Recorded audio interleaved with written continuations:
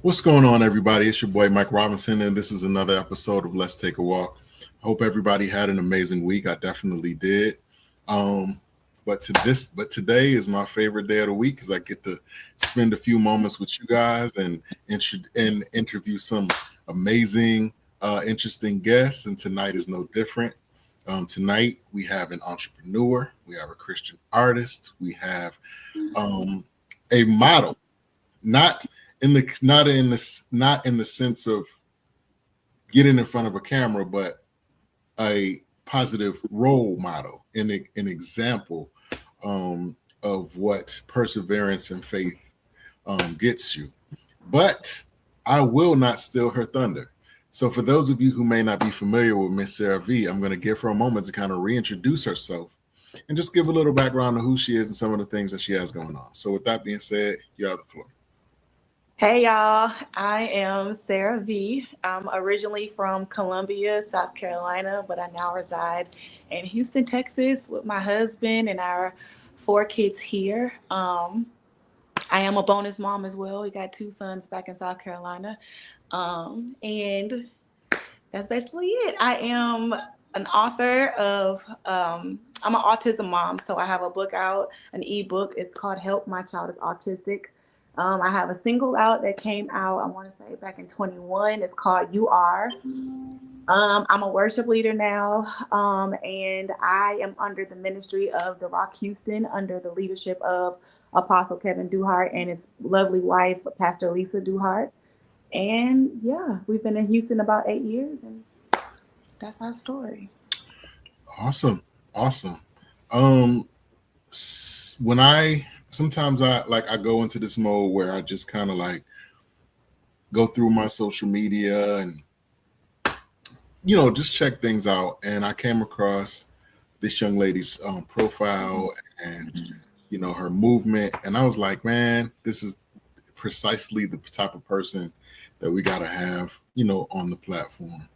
Um, so many times we don't really get a chance to highlight, the accomplishments of men and women who are doing positive things in their community, being people of faith, being men and women of the people, so to speak, to kind of push the needle forward. And so the goal of this platform is to do just that, to give people like yourself and others the opportunity to kind of like illuminate or expose the things that you're trying to do in hopes that those that you wouldn't have ordinarily come into contact with, now you have the opportunity to come into contact with them. So this I it's an awesome opportunity for me. It's an honor for me to be a vessel. Thank you so much. Absolutely, absolutely. So where if I had to ask you, well, I am asking you, if you had to tell me where your story started, where would you start? So I am a PK. I'm a PK, and um, that's a journey within itself. And then I have a child who is autistic. She's on the spectrum. My Mhm. oldest daughter, she's 13, and she's nonverbal. Um, and that journey within itself has been very tense, very, very long. A lot of tears, a lot of prayers, a lot of just figuring out how to walk in my calling and deal with that at the same time. It can be very tedious trying to manage all the sides of being a parent to multiple children and then having a child who's considered special needs and then trying to do ministry. That can be it can be a you can look from the outside looking in. It can be like, why are you even trying? Like, why would you do that? But when you're called, you gotta go. You gotta go. Come with me. You gotta go. So that's kind of where it started. That's amazing. I want to just take a moment to encourage you. I I actually had a guest on a couple of weeks ago. Shout out to Maurice Alexander. She also wrote a book. Her son is autistic as well. Okay. And when she found out that he was her, I believe she said her son was 5 when they found out officially that he was autistic. Mm-hmm. Shortly thereafter, he walked out of the house and they didn't know where he was. He Mm-hmm. went out into the neighborhood. It was raining and he was could not be found. And basically, this story kind of talks about the whole ordeal from his perspective, like what he saw, what he experienced, and how eventually the community rallied together to reunite him with his parents. Mm-hmm. Um, God's been showing me, like in the last year and a half or so, that our perspective, the way that we see things, like things happen to us, whether we consider them positive or negative. Right. I promise you, I'm going to be quick. I'm sorry. No, you're fine. Go ahead. Um, whether positive or negative, we have to keep the proper perspective Right. in what we see. So even the things that may happen that are negative, we have to seek the lesson, Mm-hmm. seek the understanding, and okay, what are you trying to teach me? What are you trying to show me? What is this? How are you trying to benefit me in this place? Because we have to be good stewards of even the negative things that we deal with. Right. So in essence, even the painful things are somewhat of a gift Mm-hmm. because it allows us to relate to one another, and hopefully it will allow us to encourage someone else and help somebody else. You know what I'm saying? But it only helps, it only matters, it's only effective if our perspective is that, how can I use this? Mm-hmm. Is this supposed to be an arrow in my quiver? Like, is this how is this going to equip me going forward? You know what I'm Right. saying? Mm-hmm. It's easy to look at a negative thing that happens to us and see it for face value, but it's definitely a challenge to see otherwise. I was talking to a group of people last night, and it just kind of came to me. It wasn't. It was, God, how the Holy Spirit gave it to me. We can't say that in God there is no failure, right? But then turn around and even use the word failure, because victory is the true essence of God. That's the character. Victory is the character of God. Mm-hmm. So we're trying to seek after the character of God. So if we're seeking the character of God, failure, not saying that you're speaking failure, but I'm saying failure should not even be in our vocabulary, because the character of God, there is no failure. Right. We proclaim that, we state that, we declare that. Mm-hmm. So even in the things that we go through, declare victory, because that is the character of God. You know Yeah. what I'm saying? Yeah. That is what God is trying to show us. Like, that's what I believe, that's what the essence of faith. That's what faith is. Right. Claiming victory in the midst of, believing victory in the midst of. You know what I mean? Knowing Absolutely. is believing that you have victory in the midst of. Yeah. So I want to encourage you to um, adjust your perspective, even in the thing that you think is a challenge. It's an opportunity to become stronger, to Definitely. Yeah. gain tools, to gain an experience that you can use later or further, down the road, and around the people that are closest to you. For sure. And I mean, you're on point, because earlier today, um, Like my dad, I used to hear him say, everybody wants to go to heaven, but nobody wants to die. And I don't know if he meant that like in the literal sense, but Mhm. today it brought revelation to me because everybody wants promise, but not everybody wants to suffer persecution. You get what Right. I'm saying? Mhm. And so we have to redefine discomfort Mhm. because how potent would the oil be if the olive was never crushed, you know? Facts. Facts. So that was definitely like you was in the vein. You got that, Okay. yeah. I'm thankful. Awesome. Awesome. Yeah. Awesome. So let's talk about you are. Let's Hmm. talk about the single you are. Is there a story, behind you are? I've listened to it several times. Yeah. And I think I saw some clips. One of the interesting things I get to do is I kind of get to go down the rabbit hole of the people that I'm speaking to. So I kind of get to see how they move around and different things that they do. And I see you and your husband ministering together, which in and of itself is amazing. Mhm. That's super dope. But what's the story behind you are specifically? The story behind you are is I was married to my oldest daughter's father, Hmm. and we were in ministry as well. He was in ministry. He's a pastor, and it didn't end the way I thought it would.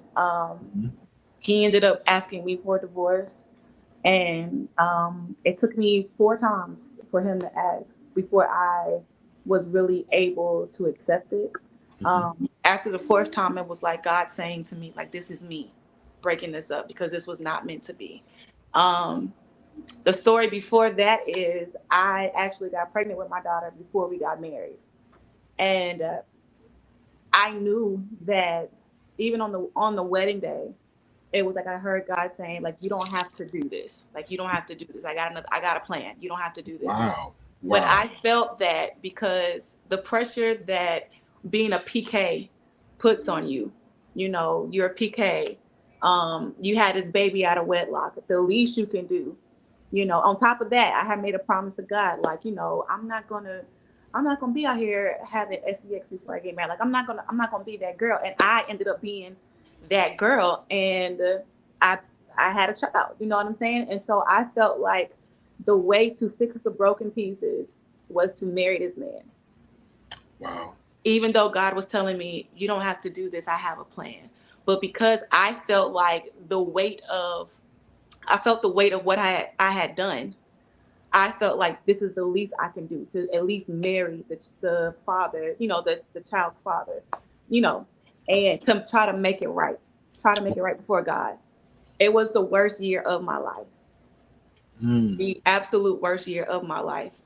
There was no peace in sight. And so after the fourth time, I felt a release in my spirit by God, and I let it go. I let it go. And he has redeemed my life in such a way that I it's only him.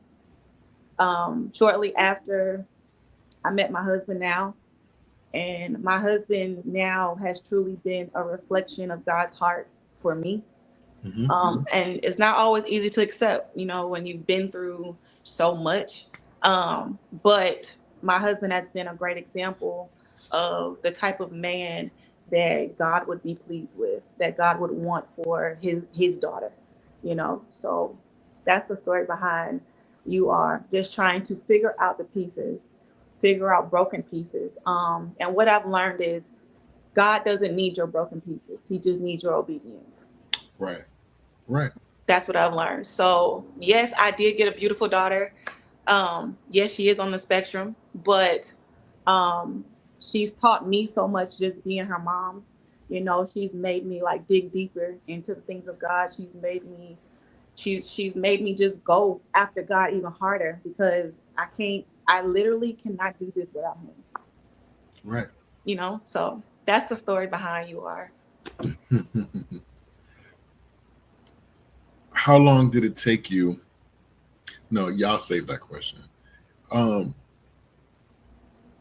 what you just expressed was super powerful. And I hope that I hope that you truly realize that, because there are so many people that are dealing with that same kind of inner turmoil within themselves.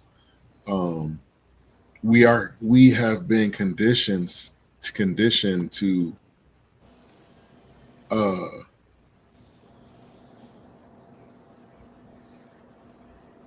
to do the right thing, quote Mm-hmm. unquote. But we don't properly seek God in the decisions that we make.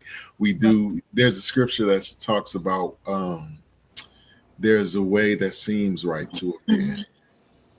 but the wages is death. You know what I Mm-hmm. mean? So a lot of times we do what seems right. You know what I'm saying? We take the route that we have been conditioned to take, and sometimes well, many times, most times, it doesn't pan out the way that we think. But like you said, just being totally dependent is the only way. I think there's another scripture that talks about God is strongest, and I'm just paraphrasing, but basically says that God is strongest in our weakness. Mm-hmm.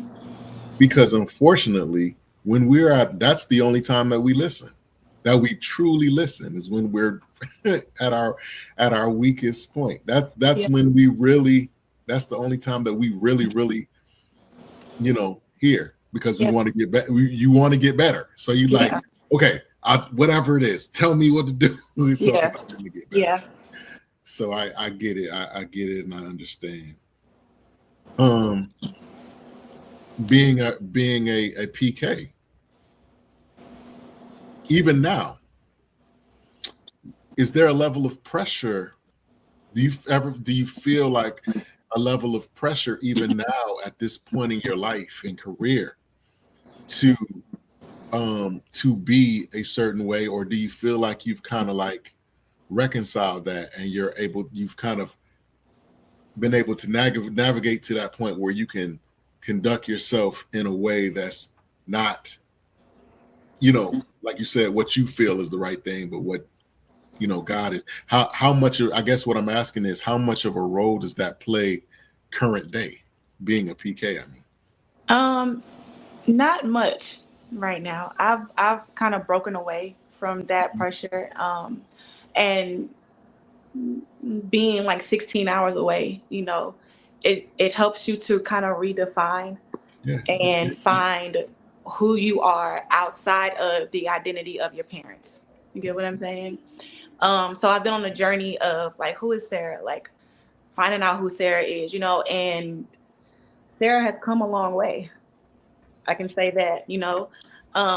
But I would say to PKs in general, um, PKs experience a lot because of who their parents are or were. PKs experience a lot, and there's a lot of pressure on PKs to be perfect, to have this perfectionist type thing. And even now, I would say the thing that I am working through right now is that perfectionist thing. Like you got to have it all together all the time. Like you got to be put together. You got to do it. And the Lord recently got on me, and he was like, you know what idol you're going to have to lay down? And I said, what is that? And he said, perfectionism.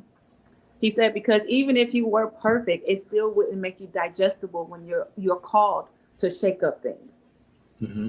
And he gave me the example of himself. He said, they crucified a perfect God, Mm-hmm. he who knew no sin, right? They crucified him. So even if you were perfect, it wouldn't make you more digestible, Right. you know? And perfection limits God's ability to be him. So I'm working through that identity. Like you don't have to have it all together. You don't have to have it all together. And there you don't have to feel pressured into following the footsteps of your parents. If God leads you in that direction, cool. But maybe he could have another direction. You know what I'm saying? Like, but seek him like seek ye first the kingdom, you know? So that's just Was that's that was there a conversation that had to be had, or did you just decide to make the decision and you did what you had to do? What was there? Was there no ever? conversation. No conversation. I made my decision, and it wasn't just like I up and left. It was more like I met my husband. He got a job offer here, and we moved. You know what I'm saying? And so the proper channels were informed, and I made the decision. And I haven't looked back. Your husband. Let's can we talk about him for a second? Yeah, let's go. Okay, so you're dealing with the things that you've dealt with, right? And Mhm. you are navigating divorce and that whole thing. Who did he have to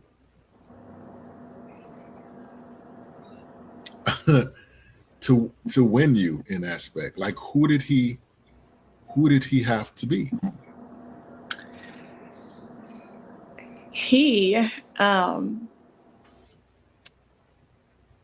so my daughter's father is not involved, Hmm. right? We're talking to Miss Sara V. She is an artist, a praise and worship leader. She's an author. She's a business owner. She's a wife. She's a mother. And her testimony is so rich and so powerful. And we were just talking about how um, the things that she has gone through has affected her and in some ways motivated her to do and be um, who she is becoming today. We were discussing um, being Okay. we were discussing being um, having your own mind moving forward in whatever God has led you to be. Please continue. Okay. So I'm so sorry. No problem. Um, so my oldest daughter father, he's not in her life, right? Okay. So um, there was speculation that she might have been on the spectrum, but she hadn't been officially diagnosed. She started going through the therapy and everything like that. When I met my husband, he was just that man that said, "Whatever you need, I'm here." He was always there. He was always supportive, emotionally, mentally, holding my hand through the process, all the things. And then the day finally came where she got diagnosed, and I mentally was in a mess. I still had to work. I was at work. I had went to her appointment, and then I went back to work, and mentally, like, my mind was just everywhere. And he popped up at my job and just like was there as a comfort. And so he was always there. Like, from the first time that we decided to move forward together, there was never a time where he wasn't there. You understand what I'm saying? So he's continually proved himself to be supportive, to be genuine, to be kind. I told him the other day, and I think he think I was joking or something, but I told him the other day, like, the scripture that says, "Love is patient, love is kind." I told him, I said, I can replace your name with love. Yeah. Wow. There's a So, young man flirting with you on the interview. oh He's yeah, shamelessly flirting with you. oh yeah, is he? Yeah. And that's amazing. Being able to find somebody that connects with you and touches and agrees with you through um, through hardship. That's amazing. That's Yeah. that's absolutely amazing. Um, You are now in Houston, Texas. Yes. Totally different To- place, totally different people, totally different culture. yeah. So just totally different. Period. Yes. Now, you said your husband got a job opportunity Hmm.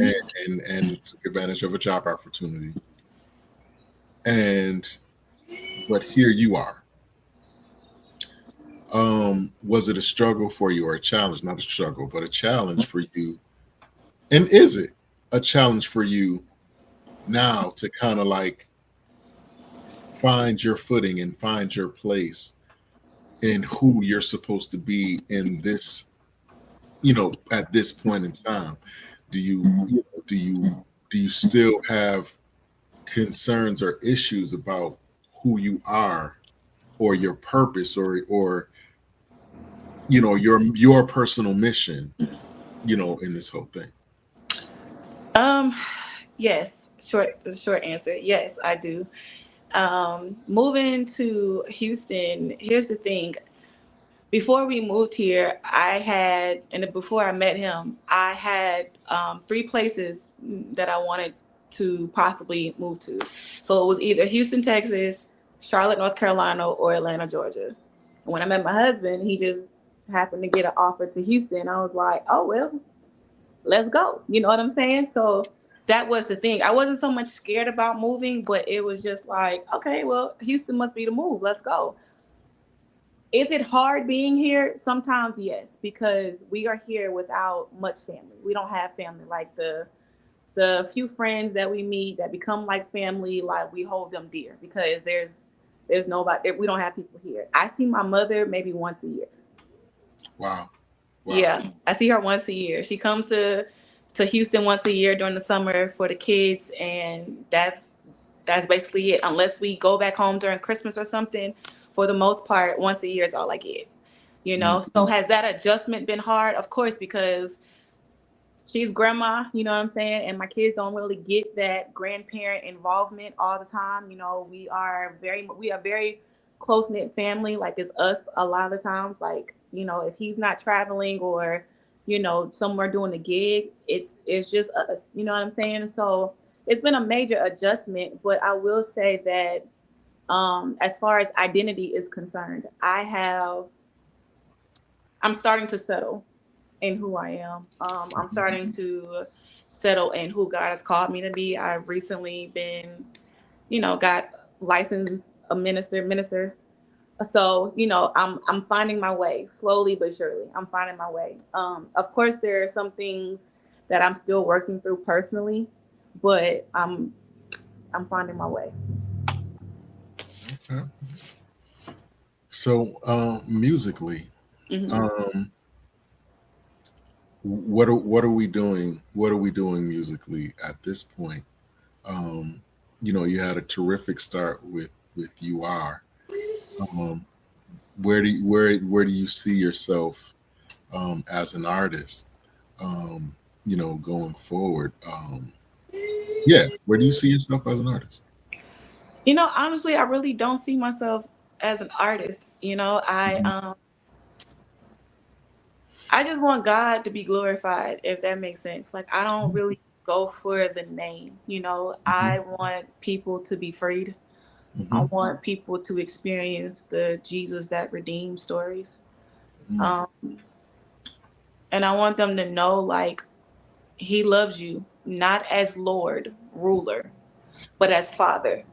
He loves you, and he wants you desperately, so that's who that's the fuel behind how I lead worship and stuff like that. Like he's the main goal. Like it's all about him. Like I don't care about being an artist or labeled an artist or whatever the case may be. Like Hmm. ministry is the heart, and the message of Jesus Christ is what needs to be the message that needs to be put across. So yeah, I've written songs. I've written some songs Hmm. that just never got released, and I don't know if it will be released. I think like the Lord is in the process of developing a sound in me.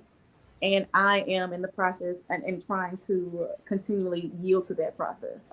Mm-hmm. So I don't know what the next 2 years look like. I really don't. But I am enjoying the space that I'm in. Like I'm one of the worship leaders at my church, the Rock Houston, and I also get to serve as one of the worship leaders at a church called Freedom Nation. So I'm having fun. Okay. Awesome. You also mentioned that you've written a book. Let's talk about that for a moment. Um, Yeah. So it's just an ebook, and it's called "Help My Child is Autistic," and it's just like a book written to moms who may be newer on the journey, like mhm. what to expect, what to do, how to calm down. It's a diagnosis, yes, but it's not a death sentence. So just encouraging parents on the journey, like you can do this. It's okay. It does hurt. It does sting. And you do have to grieve because, and I tell myself all the time, I just grieve through the process because your child is 13. My baby is 13. I've never heard her say mommy. I've never heard her say I love you. You know what I'm saying? I'm not able to do all the things. Like I have two younger daughters, right? They're 6 and 5. They're asking, like, mommy, I want my nails done. I want my feet done. I want this done. I want this. I want that. I've never heard my 13-year-old say that.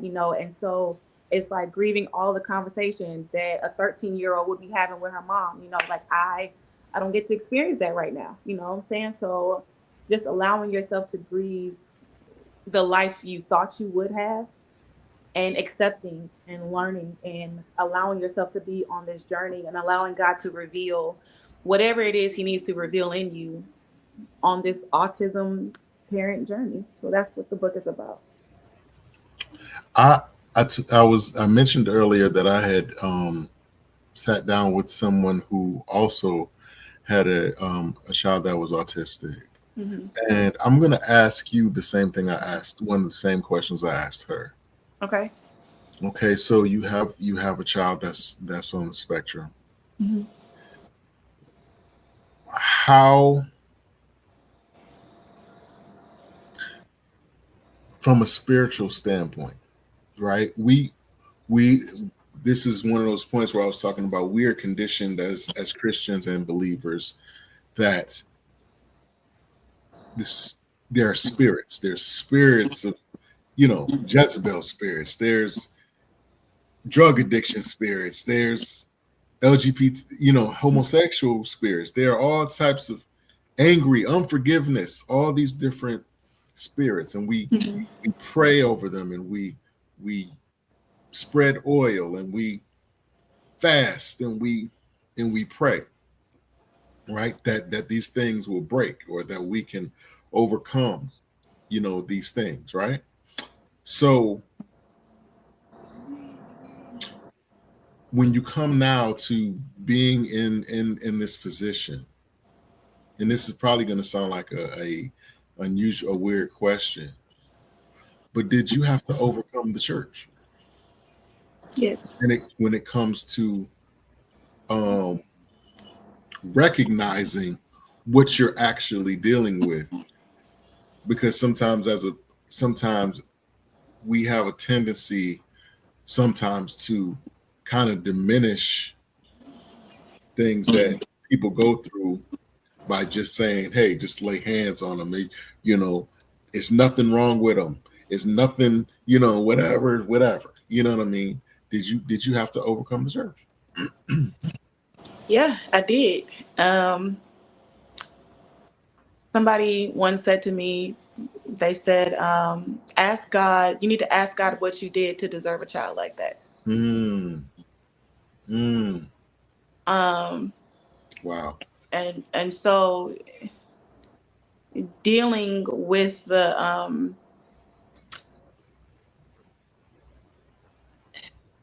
if I'm blunt, you do have there is a sense of when you're a PK, right? Back to the PK thing, Hmm. and you've been taught like this, you have to show up perfect, right? Like there's a perfectionist thing that comes with being along with the PK. Not that it's legit, but it's just like what people place on you, right? Hmm. But then you as this PK, you have a child out of wedlock, right? And then that child is autistic. So now, everything is just, it's just, it's not perfect. Like, this is not perfect. This is seemingly, this is a mess, That's right. right? And autism doesn't end at 18. You hear Right. stories about like people, starting to talk or whatever the case may be, but the diagnosis doesn't end once she turns 18. Like unless God intervenes, this is our life, right? Mm-hmm. And so to hear things like you need to ask God what you did to deserve a child like that, I'm already at that time mentally struggling with like, God, why would you do this to me? Why me? You know what I'm saying? Like, of all people, you know what I'm saying? Like, why would you do it to me? Like, and what am I supposed to do with this? Like, how am I supposed to manage this? Like, I don't know nothing about autism, and then you give me a child that doesn't talk and has all these issues, and what about school and her future? Like, you're I'm a woman that always wanted to be a mother, right? But I didn't calculate autism. And so Right. the story is now like, fix it, fix it. Yeah. Yeah.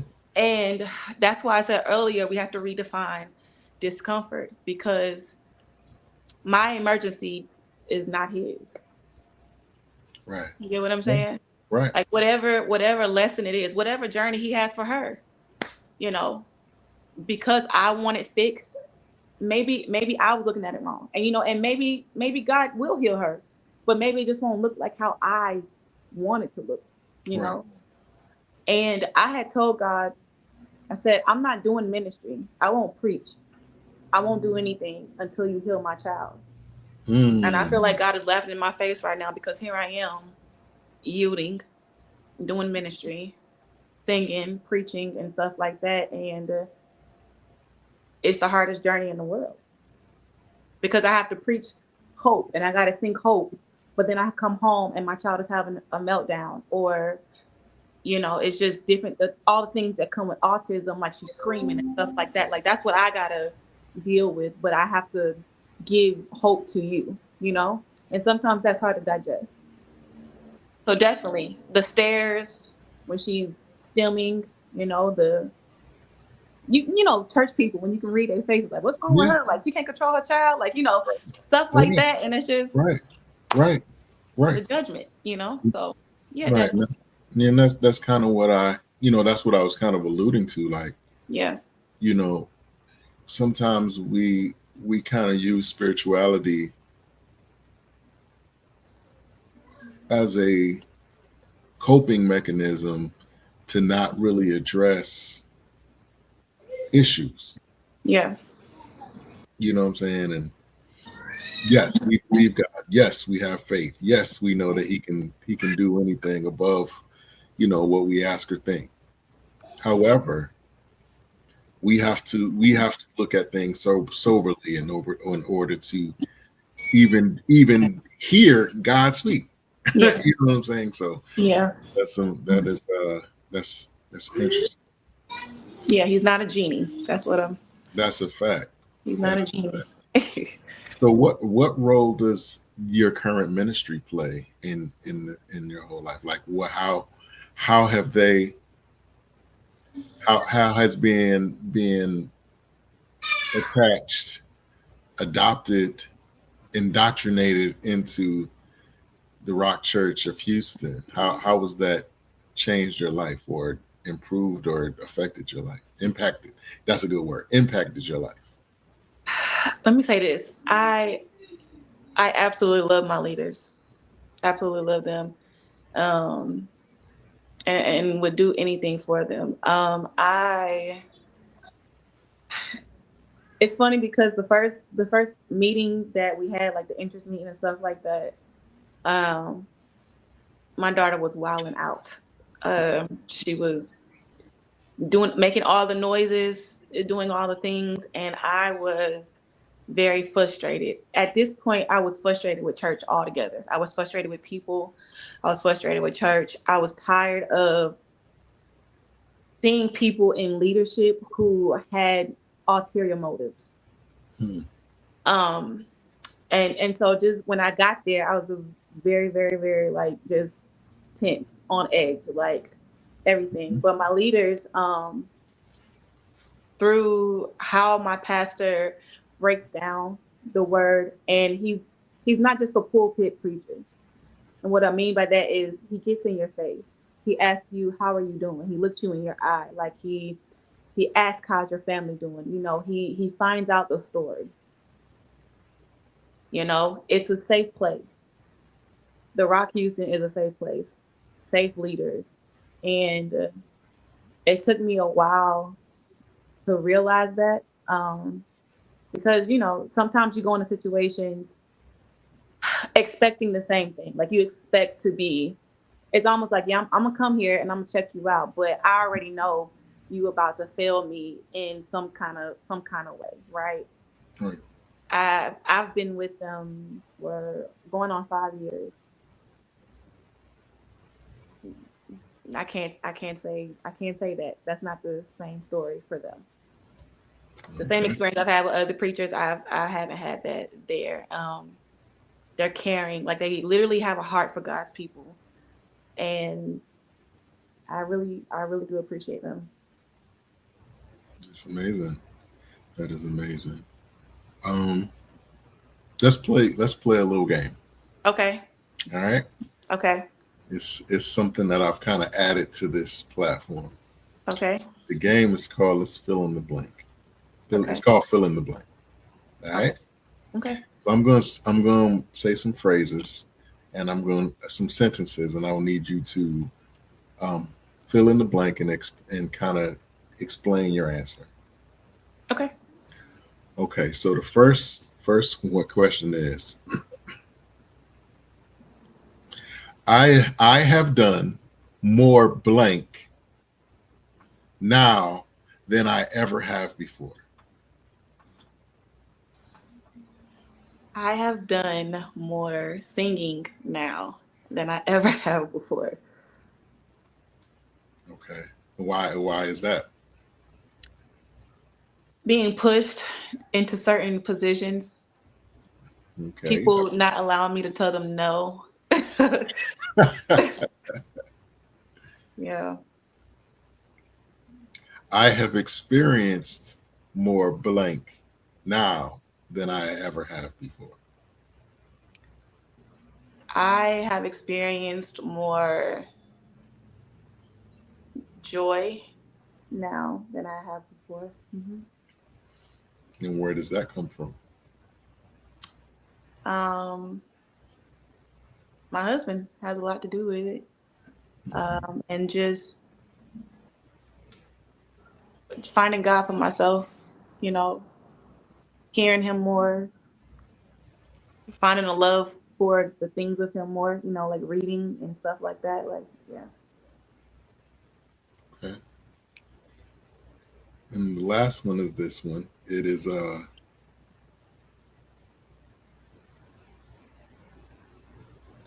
I never thought that I would ever be doing blank.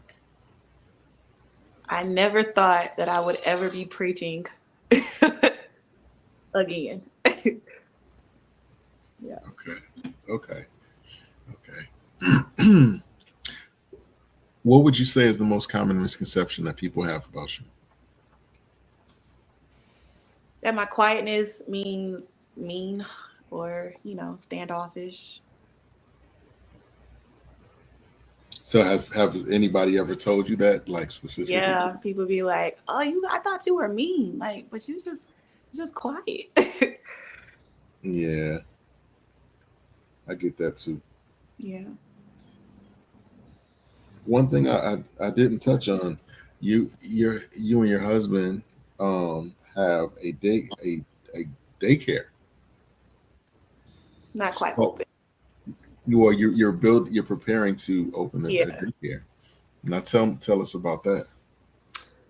So it's a daycare specifically designed for children on the spectrum. A little story behind it. Jayla got kicked out of daycare. My oldest daughter, her name's Jayla. She got kicked out of daycare. People would tell me like, "Oh yeah, we have kids like her. We can handle her." And then maybe like a month into it, she get kicked out because, the things that come with autistic kids, whether it's like aggressive behavior that they didn't understand towards other kids or whatever. So she got kicked out. And so there's not really any daycares designed for just special needs or children on the spectrum. And so God gave me the idea to start one. Like it's called JV's Awesome Academy. And we are still trying to figure out how to get it open, how to get it started. So, of course, like funding can be hard to find, especially now. So yeah, but that's the goal for parents to be able to drop their kids off to a place where they have special needs teachers and RBTs who are registered behavior therapists who work with the kids throughout the day. And throughout the day, they'll receive speech therapy, occupational therapy, and they'll have a window for ABA therapy. So, yeah, that's the dream. That is I definitely respect that. Definitely respect that. Thank you. At this point in your life and career, what's the hardest thing for you not to do at this point in your life? What's the hardest thing for me not to do? Um, well, I would say I've been a stay-at-home mom for the last 8 years. Since we moved to Houston, I've been a stay-at-home mom. And the hardest thing for the hardest thing for me has been like just being in this state of having to be a stay-at-home mom.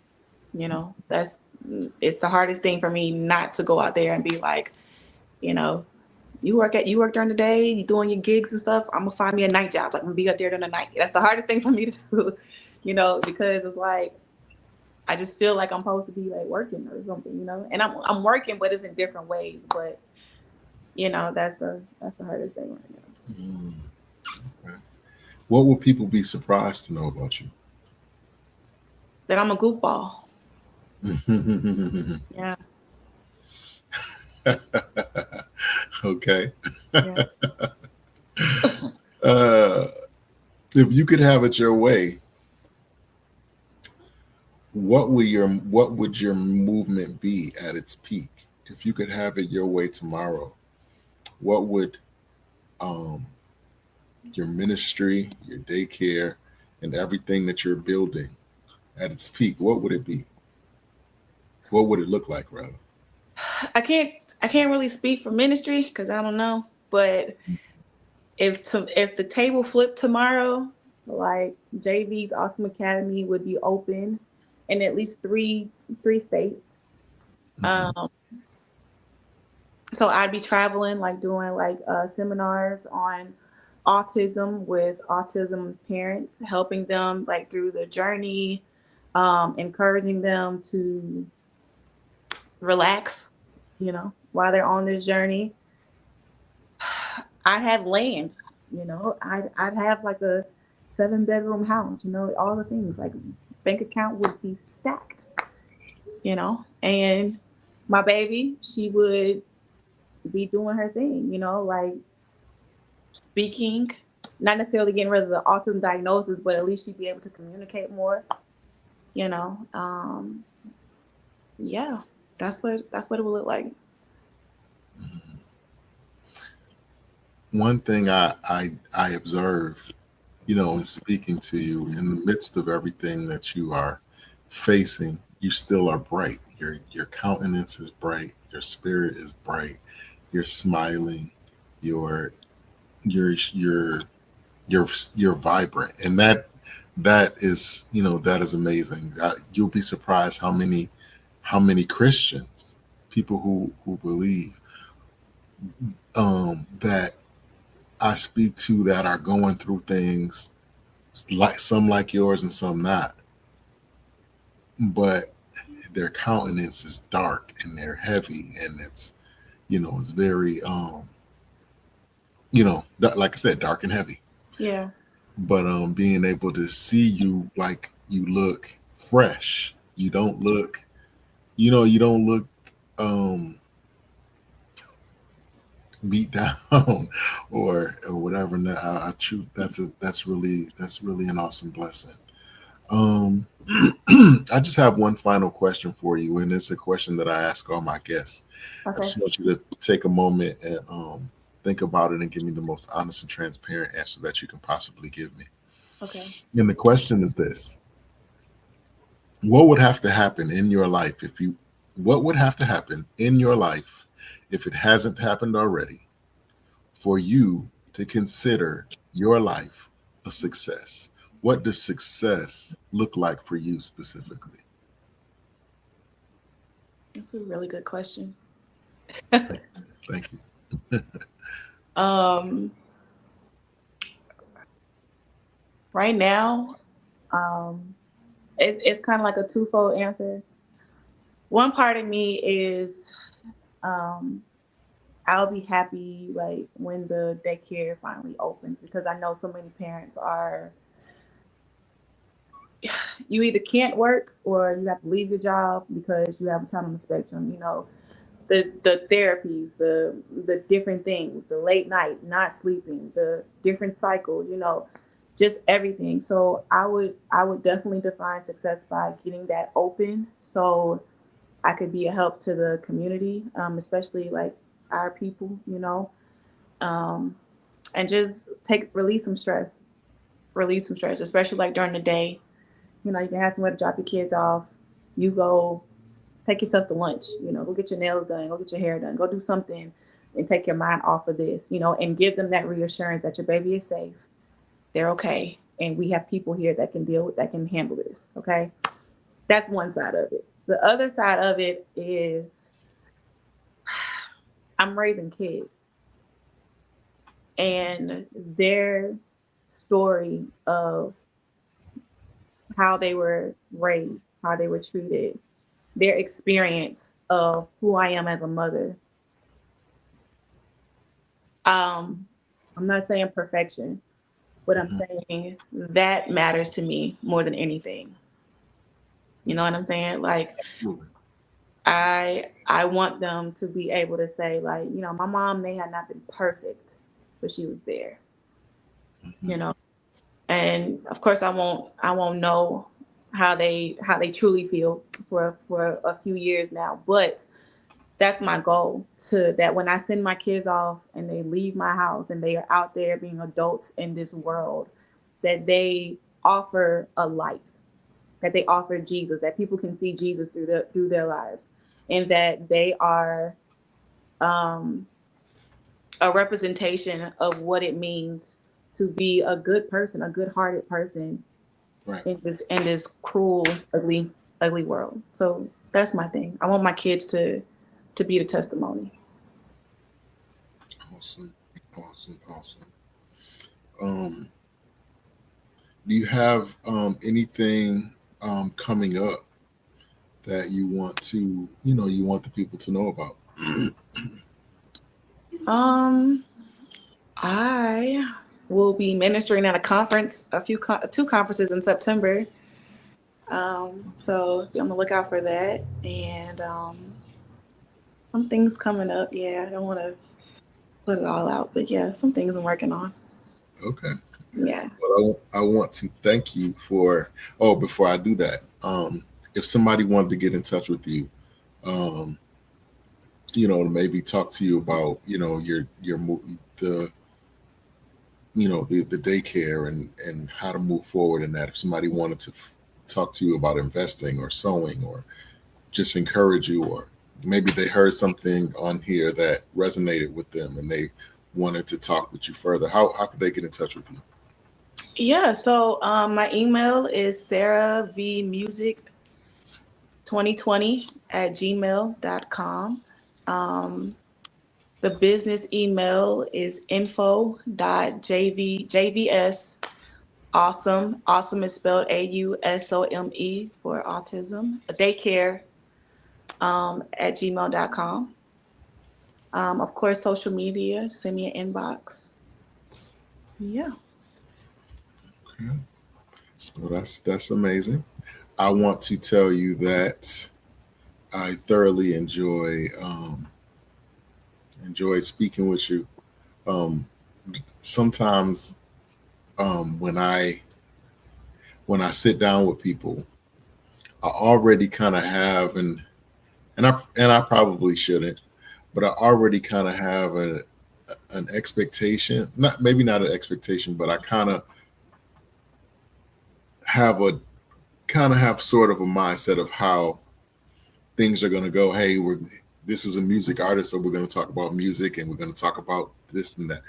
But and then when I sit down with them, I get something totally contrary to what I initially expected, and that's a good thing. That's a great thing. And this is one of those opportunities. You really like. I feel emotional.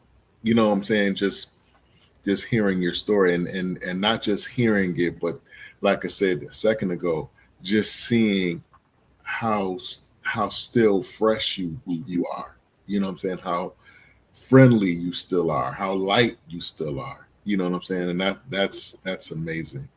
Um, I want to thank you for coming on, and I want to thank you for being so transparent, and I want to Having offer you an open invitation to come back.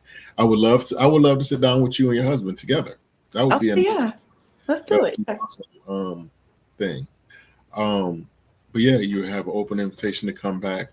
Thank If you. there's something you want to promote or talk about or discuss, hey, let us know. We definitely will make it happen. I Okay. appreciate, like I said, your transparency and your openness and your honesty. Um, I love the fact that you said, "Hey, this is still a challenge for me. This still bothers me. This still is something." Because a lot of people you know, wouldn't go that. So I truly respect that as well. Yeah. Thank you so much. I Absolutely, appreciate you. absolutely. Is there anything that you want to share with the people before we sign off? Jesus loves you. This I know. Okay, simple as that. I got you. I got you. Again, I tip my hat to you and thank you, and I wish you much blessings on everything that you have going on and everything that you're trying to do, and even things that haven't come up in your mind yet, the visions that haven't come yet. I wish you much blessings in that as well, and your family, and your Amen. church family, and Thank you. anybody that's assigned to or attached to. I wish you much blessings, and again, thank you. Thank you so much for having me. Absolutely. You have an amazing night and a great weekend. Thank you, you too. Bye bye. There you have it, guys. Another amazing interview with another amazing guest. Shout out to Sara V. Please check out Sara V. Stuckey is her complete name, but she goes by Sara V. Please check out her movement. Please, talk to her if you are, and even if you're not, if there's something that strikes you, if you're led, Dora leads you, please reach out and follow her movement and support her movement. She's such a positive, um, just a positive example. You know what I'm saying? So, with that, God bless her and her husband. I believe his name is Rod, and their whole movement. Blessing them to be in a new surrounding Houston, Texas from South Carolina. That has to be a huge change. Um, but yeah, blessings to her. And as always, guys, I encourage you, if there's something that you feel like God has placed within your spirit to do, a vision, a plan, a song, uh, uh, a script, a job, a whatever, a painting, whatever. I encourage you now to walk in it. I encourage you to step out on faith and believe that where God gives vision, He provides provision. No matter what it is, we have a remnant of folks that are attached to us and that are waiting on us to make certain moves and certain decisions. And so, with that, it's not just for our benefit, but it's for the benefit of our brothers and our sisters. So, with that being said, thank y'all for watching, and I'll see y'all next time. Let's take a walk.